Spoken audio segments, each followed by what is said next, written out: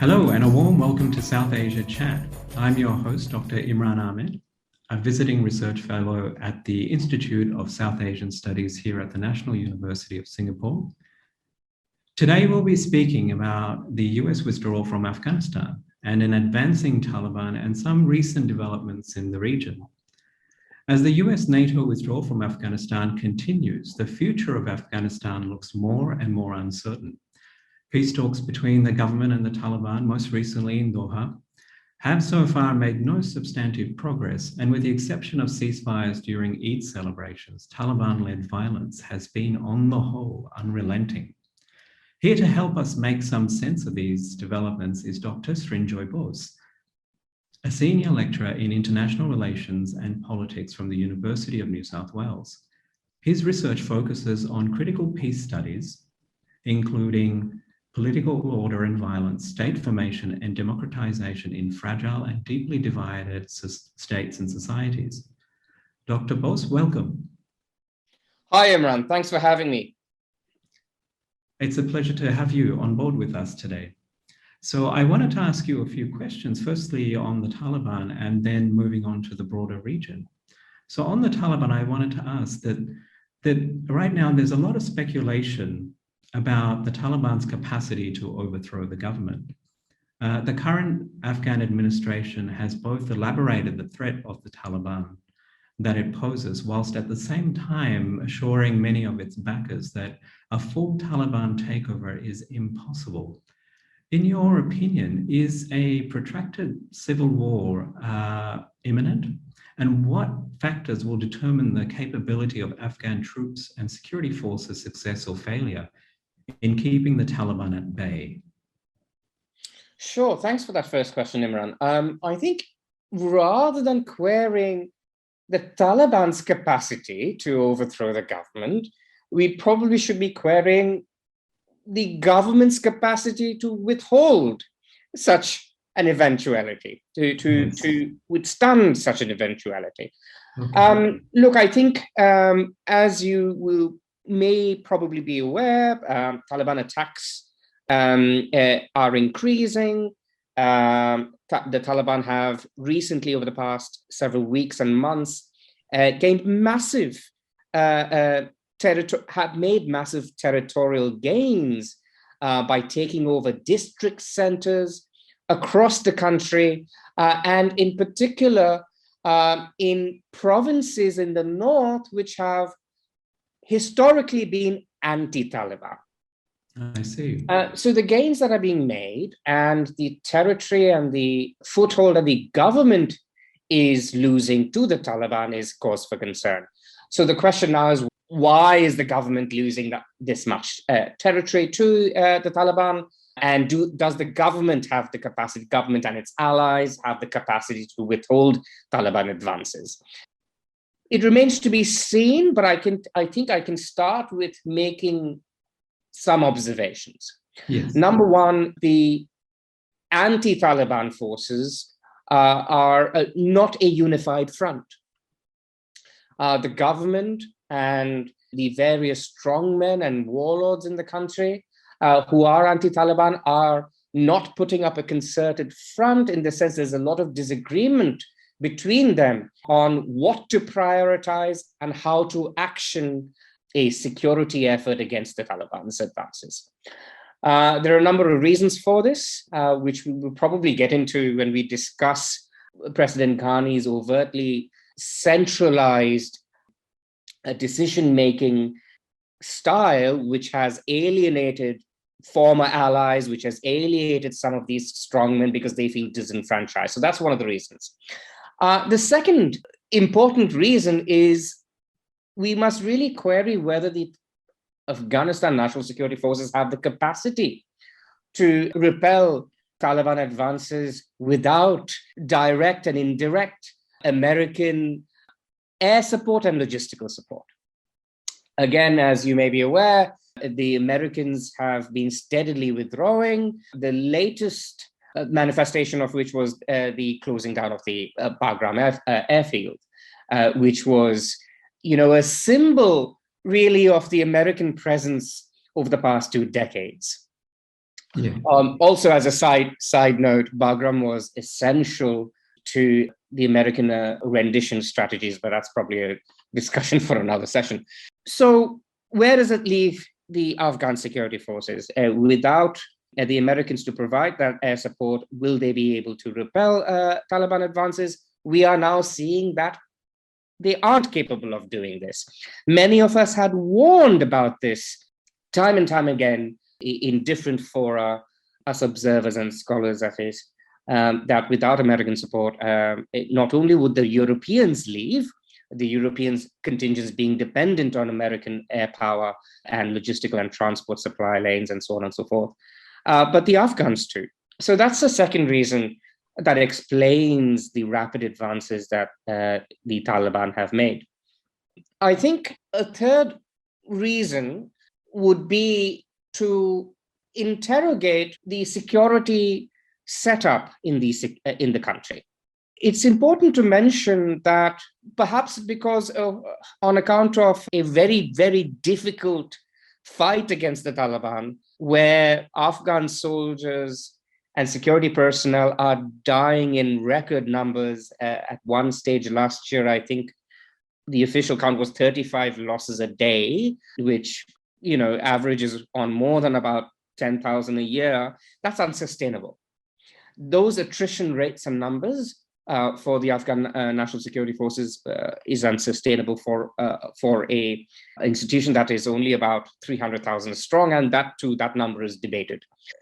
Morale tends to be on the decline in the face of these attrition rates, in the face of deep-rooted corruption, even within the security sector. Senior government jobs are viewed as, very profitable posts. Corruption. Many organizations and think tanks and scholars and studies really have indicated that corruption is endemic in these systems. So in the face of that, morale has been lower.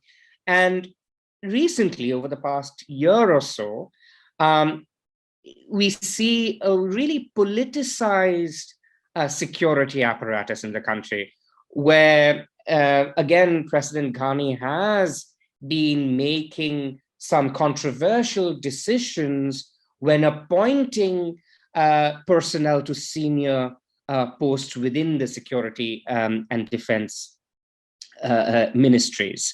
So to give you an example, Ghani has in the past appointed persons who have been objected to by strongmen and warlords in a particular province. That has led to infighting. Ghani has also appointed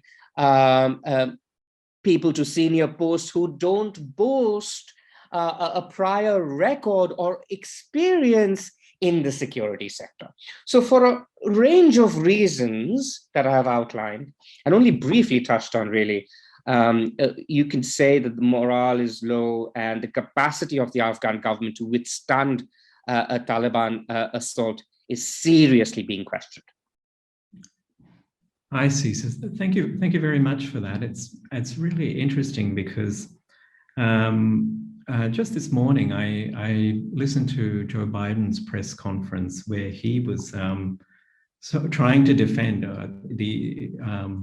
basically an intelligence report came out which suggested that the government may collapse within 6 months. And Biden rejected that, saying that there's, he mentioned that even though the Taliban have never been is stronger than ever, he sort of defended the idea that the Afghan forces were larger in number and better trained and had better capabilities and those kinds of things. So it's interesting that his opinions sort of very greatly diverge from what seem to be the concerns of almost the scholarly and commentating community. I wanted to go to the next question, which you sort of touched on about Ghani's decision-making and the turbulence that he's been, his method of governance has been creating. So my question is the US withdrawal likely to spark further political fragmentation? In other words, is the US the critical factor that's keeping the Afghan state together? Or is there enough internal agreement and shared interests for the government to hold rank? Sure. I think many observers would probably agree on the view that, Kabul holds too much political, administrative, and fiscal power over the country. And in other words, the president's office, Ashraf Ghani, holds too much centralized power, which has marginalized other actors and stakeholders. Has that always been the case, or is that something that sort of recently evolved in Afghanistan? Sure, that's a great question. It's a great question because the Afghan political system is set up constitutionally in a way that centralizes power in the office of the president.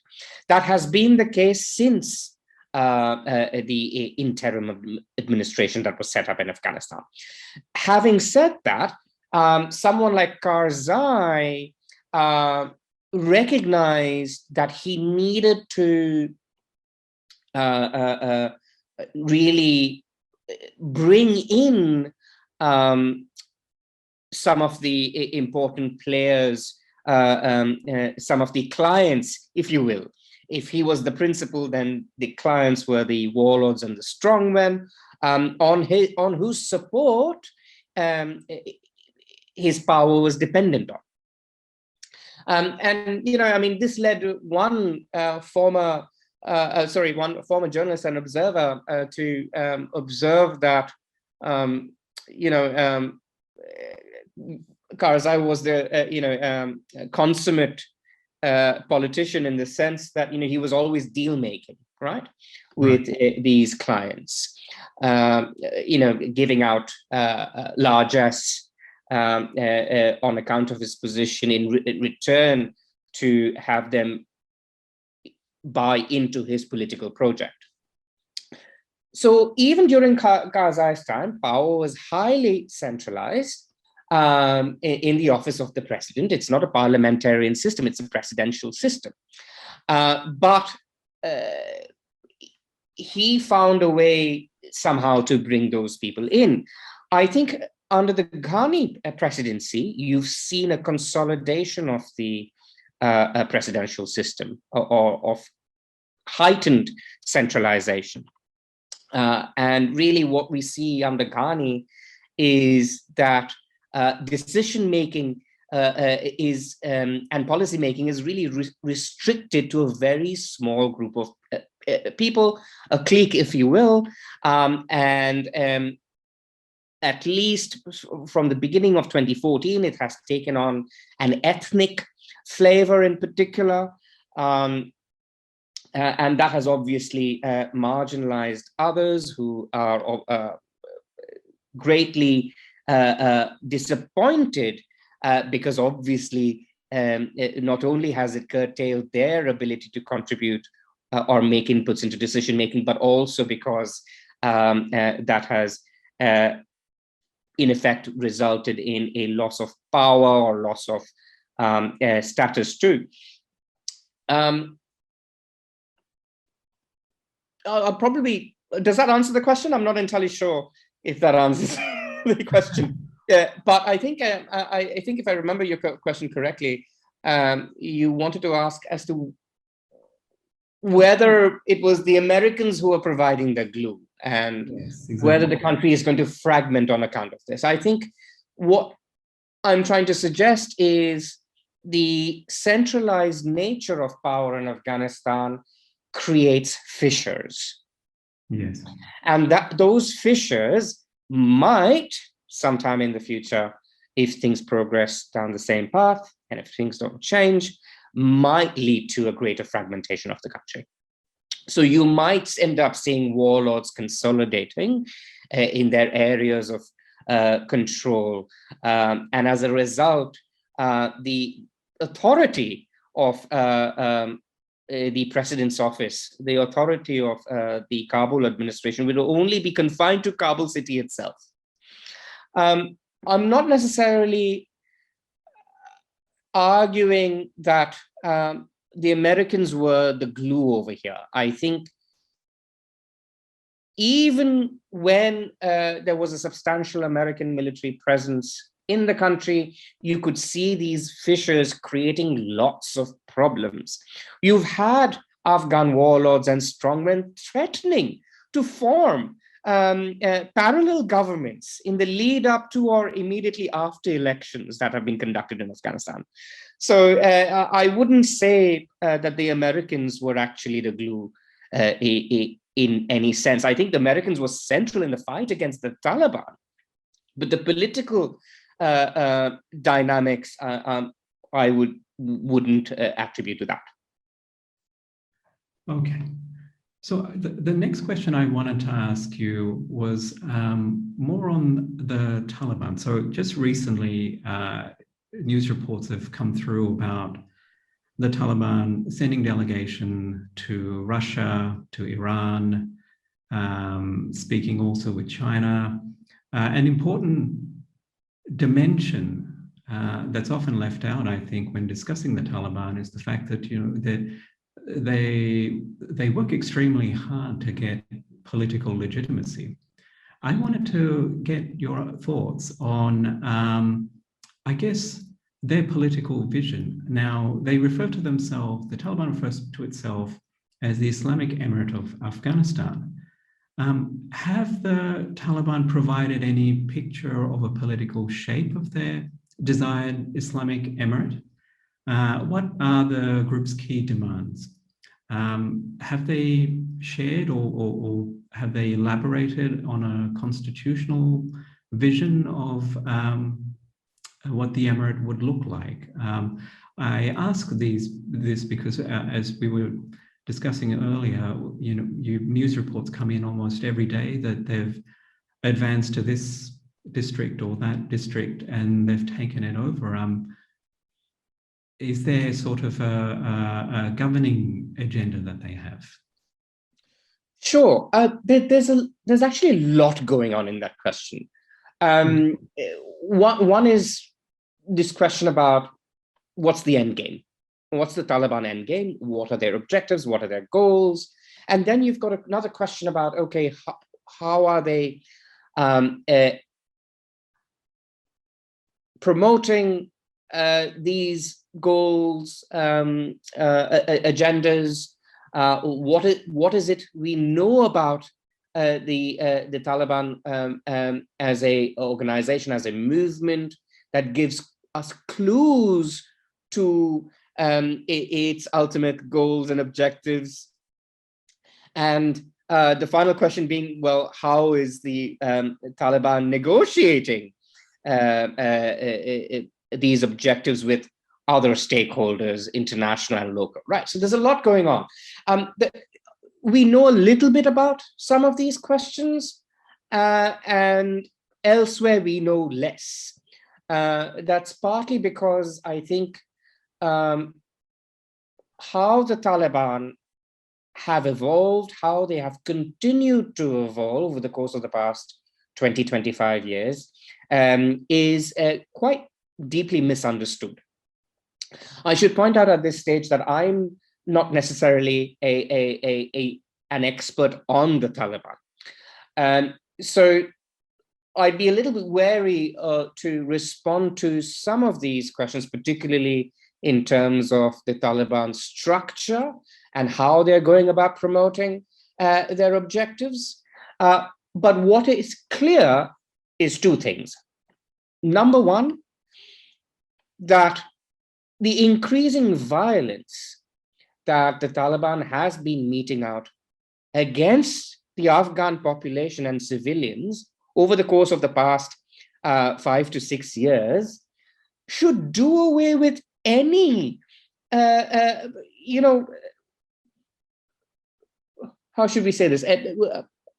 It should do away with any veneer of the Taliban operating in good faith when they engage in negotiations with international partners such as, international actors such as the Americans or even the Afghan government, right? If they were seriously considering peace for Afghanistan, then they would be acting differently. So I think that facade is gone. Which leads me to my second point about Taliban ultimate goals and objectives. I think it is clear, and it should be clear by now, that the Taliban want to re-establish the emirate, and they want to do it on their terms, that they will continue to be violent in the process. And an interesting factor is that for a very long time, the Taliban have justified their actions based on this argument that, we have been occupied by foreigners, our lands have been occupied by foreigners, and we must resist this occupation. That was the raison d'etre of the Taliban insurgency. With the Americans on their way out, what justifies this stance? So once again, we see that they were merely using that as a justification, the foreign occupation as a justification. Their end goal always has been the emirate and will continue to be that. And I suspect they have no intentions of preserving, acknowledging, let alone preserving some of the gains that have been made in terms of political development since 2001. Thank you for that. I wanted to move sort of just looking at Afghanistan, but perhaps from a more geopolitical regional perspective.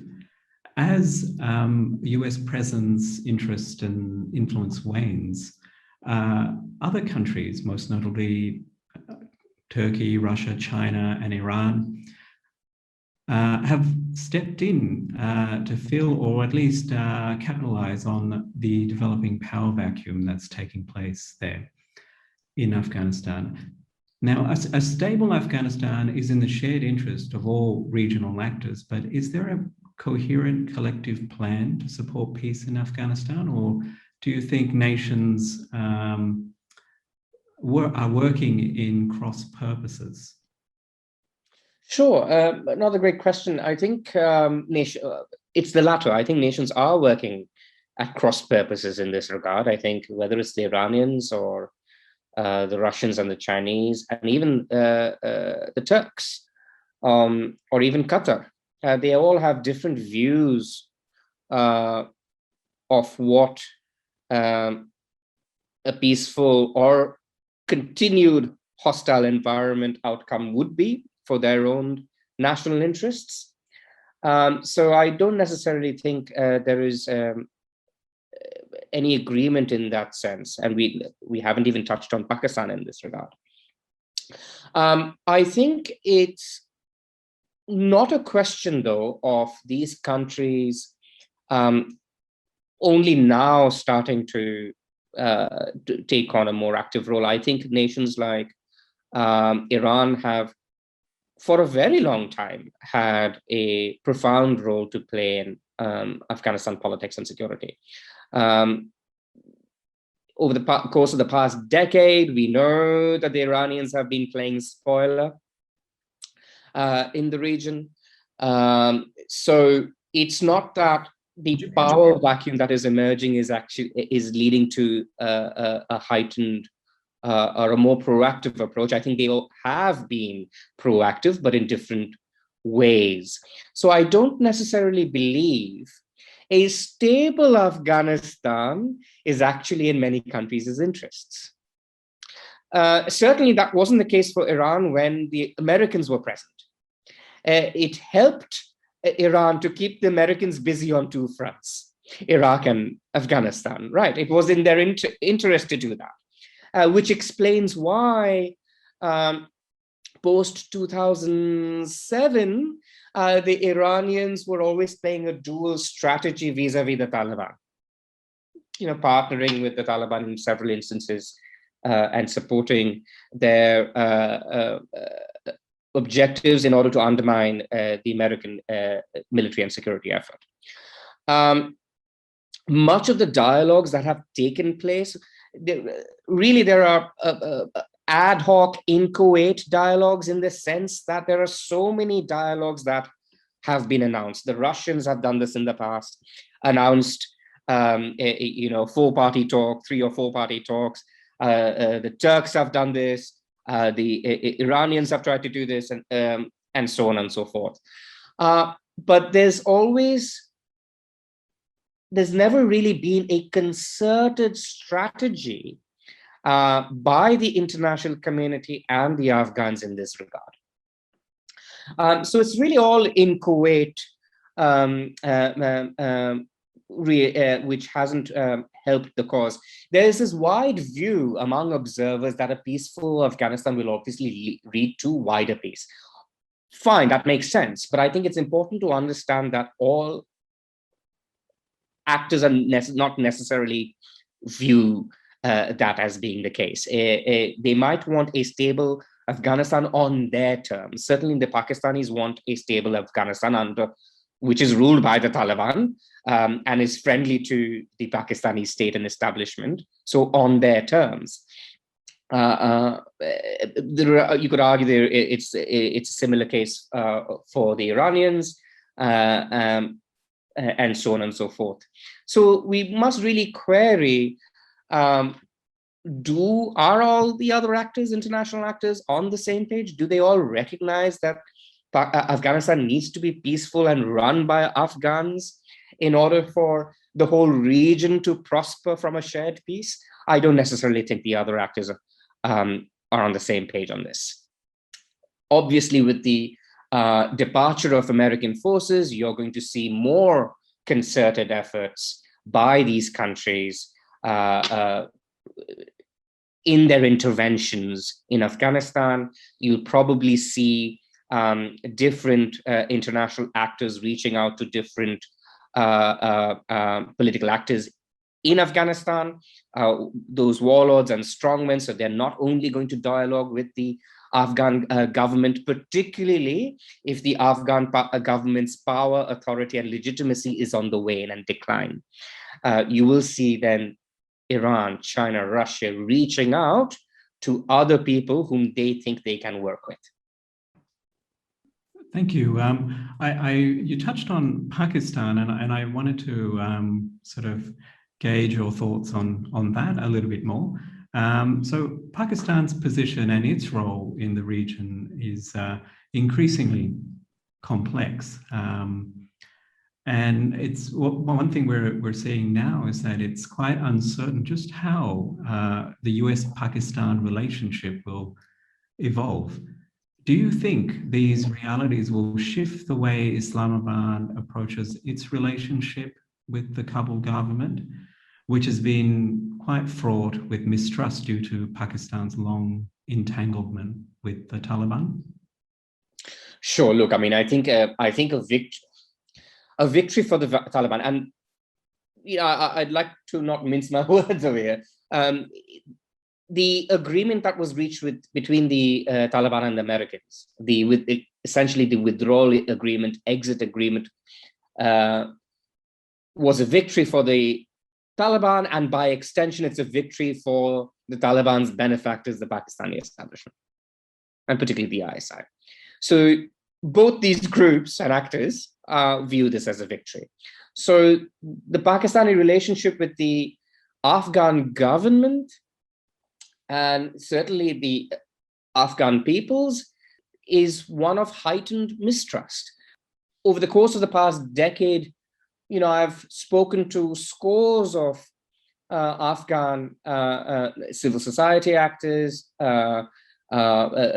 civil servants, and other actors who have variously described the hostility between Afghanistan and Pakistan as we're one step away from open war.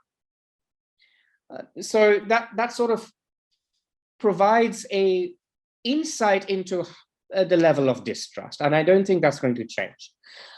Interestingly, as far as the Pakistani relationship with the Americans is concerned, the Pakistanis recently denied the Americans access to their territory to operate aerial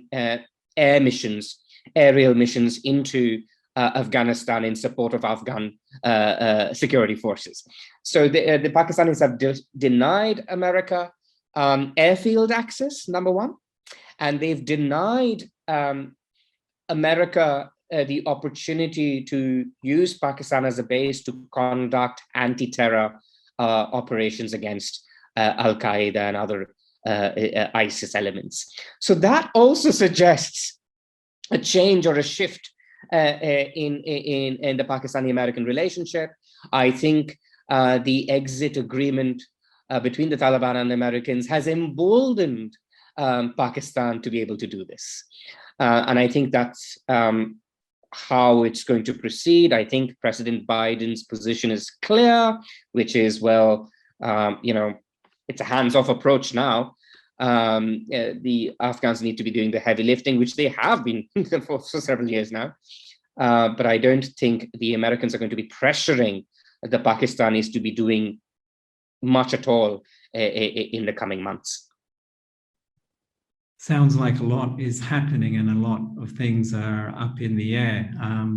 Thank you so much, Dr. Srinjoy, for joining us today, and you've given us a lot to think about. Well, I hope your audience finds some of that uses. Obviously, these are all big questions. We could have easily spent 20 minutes on each of those questions. But I'll add that my heart and my thoughts go out to Afghans, because it's a really precarious situation and environment that they are experiencing. And the manner and way in which the Americans have withdrawn, whether it was the US Special Envoy, Ambassador Khalilzad's approach to the negotiations with the Taliban, or whether as the Secretary of State Blinken's style of negotiating and with the Afghan establishment, or for that matter, even President Biden's position, I think it's caused a lot of anxiety. It is causing a lot of anxiety among Afghans. I think there's a lot of disappointment. There's a sense of betrayal among Afghans, which I think needs acknowledgement. They do see this as a betrayal to an extent. I'm not suggesting that all Afghans wanted the occupation, so to speak, to continue, the American presence to continue.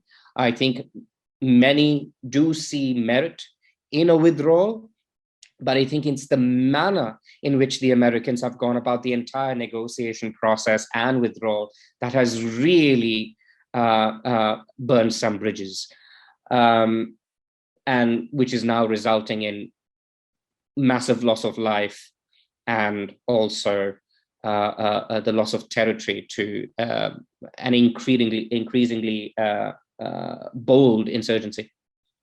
Yes, I am deeply concerned about the ensuing humanitarian unfolding that is happening in Afghanistan.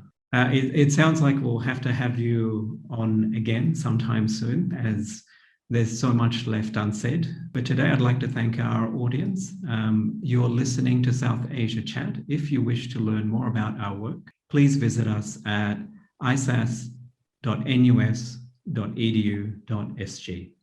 Thank you very much.